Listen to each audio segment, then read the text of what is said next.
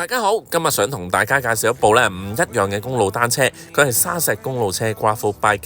佢嘅外胎足足有3.8 cm 嘅闊度，令你踩單車嘅時候提高到穩定性啦，同埋舒適感。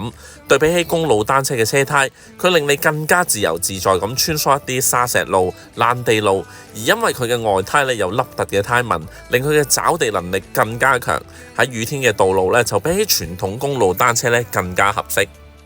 呢部來自 Twitter 嘅 V3 沙石公路車，亦都受一眾外國朋友嘅追捧。對比起最大品牌嘅單車，佢嘅性價比真係好高。接下落嚟我哋一齊透過短片睇下呢部單車有咩咁抵玩之處啦。作為一部全碳纖嘅沙石車，無論喺前叉、車架、關把、座管，甚至係輪組都係採用碳纖。佢有好多顏色可以俾大家選擇，不能盡錄。有需要嘅話，可以去我哋嘅 Facebook 度睇。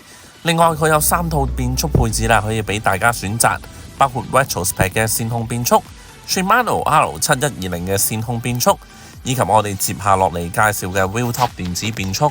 佢採用槍撥透過藍牙去連接前撥同埋波腳，達至一個變速嘅效果。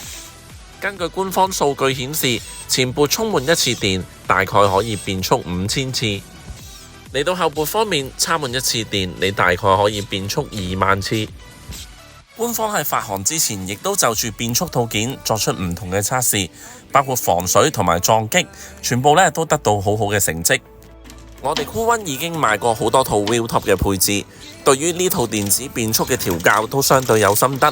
交車俾客人之前會做好仔細嘅調校，確保每一格嘅變速都係好順暢嘅。跟住落嚟，我哋一齊睇睇其他配置。牙盤方面採用 Sinix 鋁合金中空牙盤，佢嘅齒數係34同埋50齒。飛輪方面用上11至34齒嘅12速飛輪。另外鏈條方面係用 SUMC 嘅12速鏈條。坐墊方面係中空型嘅舒適透氣坐墊。短片入邊呢張唔係原裝，係客人另外加錢升級嘅 3D 打印坐墊。輪胎方面係用 Kenda 38C 外胎，另外花鼓係用4啤令花鼓，個轆好似轉極都唔識停咁，而佢嘅恰屎聲相信絕對可以滿足一大班車友。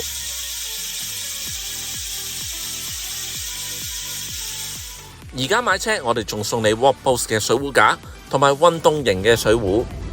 另外，我哋包安裝、包送貨，新界九龍區一律免費送貨到樓下，港島區都係另外加100。有興趣嘅車友即刻聯繫我哋訂購啦！